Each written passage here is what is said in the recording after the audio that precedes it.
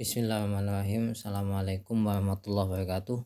Jumpa lagi dengan kami Saham Hijau, yaitu segala sesuatu tentang dunia investasi di pasar modal.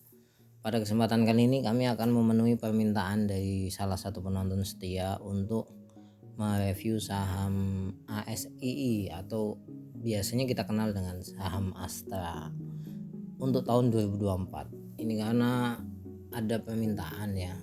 Sebelum lebih jauh jangan lupa untuk subscribe, like, dan komen agar channel kami bisa terus berkembang. Jadi ini dari Mas Ilham Maulana. Bang, tolong bahas ASI, Astra Internasional. Sepertinya harganya sedang menarik saat ini. Perlu diketahui bahwasanya saham Astra ini siapa yang nggak tahu ya. Dan dia holding besar, di bawahnya ada otomotif, ada agribisnis, ada juga energi dan properti. Banyak lah, bisa dikatakan ini salah satu holding yang sempurna. Nah sayangnya di tahun 2023 akhir, yaitu Desember, sahamnya itu turun ya, dari harga 7.000 mencapai 5.500. Tapi kalau setahun ini sebetulnya hanya minus 1%. Pertanyaannya kan ada apa? Kok seperti itu? Mari kita lihat baik-baik.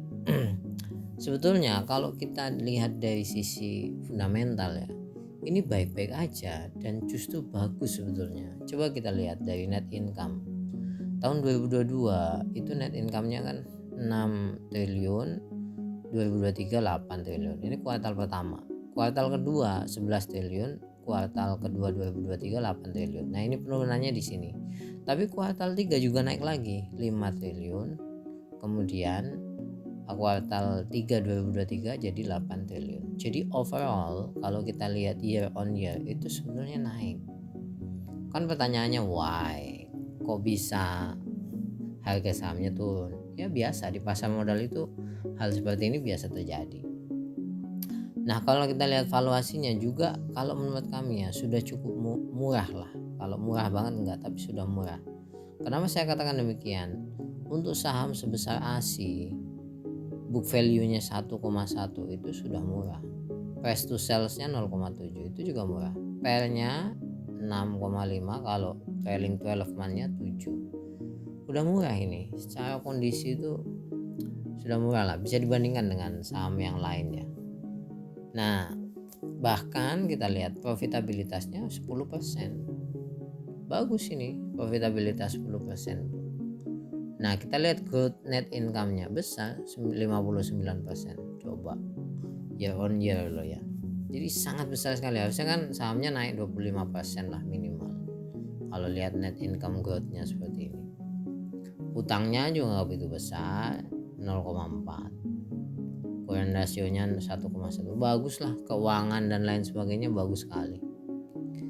Plus, ini plus ya. ROE-nya itu 16%, itu tinggi. Kalau ROE 16% itu tinggi.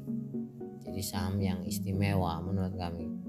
Dividen juga besar sampai 11%. Kalah bank-bank itu kalah sama ini.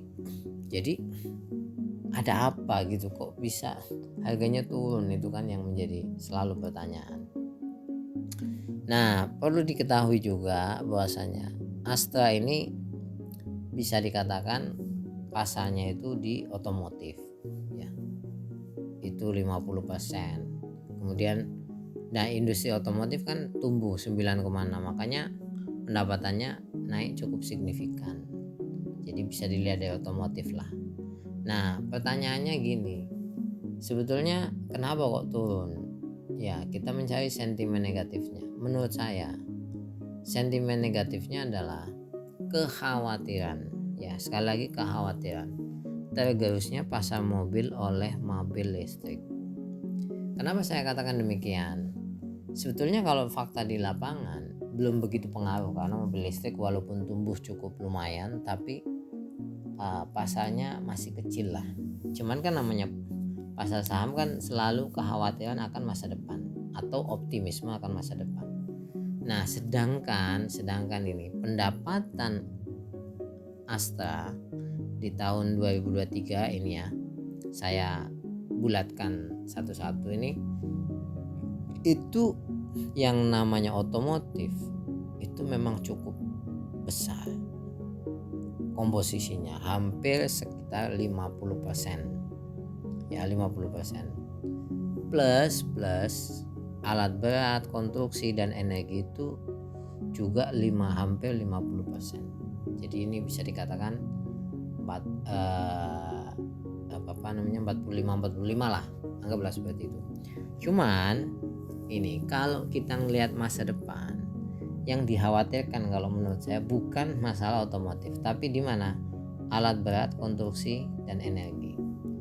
Kenapa saya katakan demikian? Karena UNTR itu sudah menyebutkan bahwasanya alat berat tahun depan permintaannya kemungkinan turun.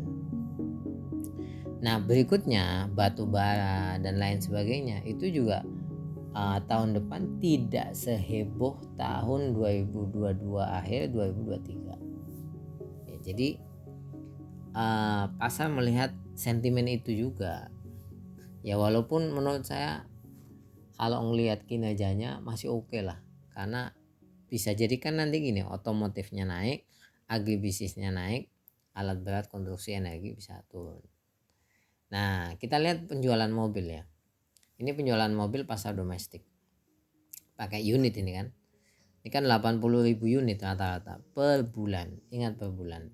Ya kalau misalkan Astra mengambil 56% pasar ya masih cukup besar, dan mobil listrik itu hanya mengambil sekitar 1.500 lah unit per bulan. Jadi gak gede-gede amat kalau menurut saya, masih kecil lah.